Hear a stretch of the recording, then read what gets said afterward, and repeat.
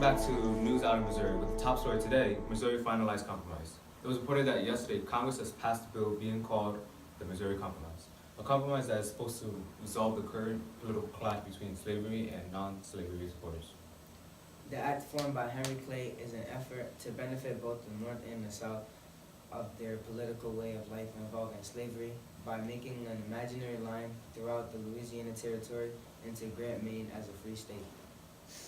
We have local field reporter Lewis in the streets of Maine getting opinions from the locals. I'm in the streets of Maine. How do you feel about Maine becoming a slave-free state?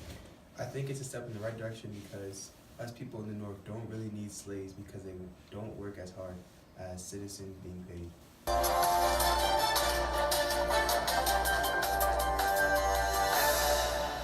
Dred Scott, born in Southampton County, Virginia, who was a slave in Illinois and Wisconsin, both a free state and free territory, whose owner was an army doctor. While he tried to sue for his freedom, it took up all the way to the Supreme Court. The Supreme Court favored slavery, so 5 of the 9 judges were for slavery. We'll be interviewing Dred Scott in the street shortly. I'm interviewing Dred Scott about how he feels about the Supreme Court disallowing him to be free. Introducing Dred Scott. I'm Dred Scott and I feel I should be free because I've lived in a free state and territory for most of my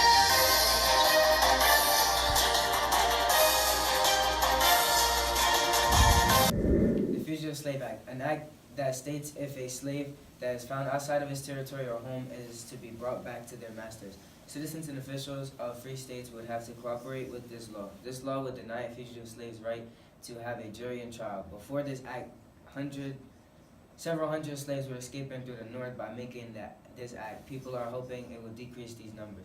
Also, any officials that do not arrest runaway slaves and just let them run can be fined $1,000. To add on to this, however, if an official holds a slave and provides them food, will be imprisoned for 6 months and will be addition $1,000 fine.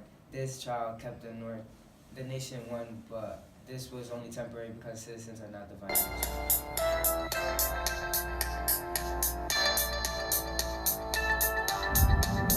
I'm interviewing Brian Diaz, an official, about how he feels about the Fugitive Slave Act. How do you feel, Brian?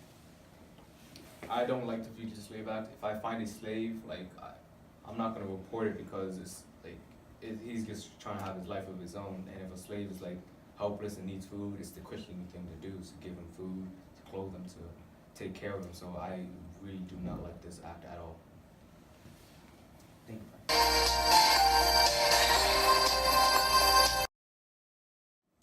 The Kansas-Nebraska Act was passed by Congress on May 30th. It allowed people in the territories of Kansas and Nebraska to decide whether or not to allow slavery. This act repeals Missouri Compromise, which prohibited slavery north of 36 degrees 30. This act infuriated many in the North who considered the Missouri Compromise to be a binding, and pro-slavery South is strongly supported.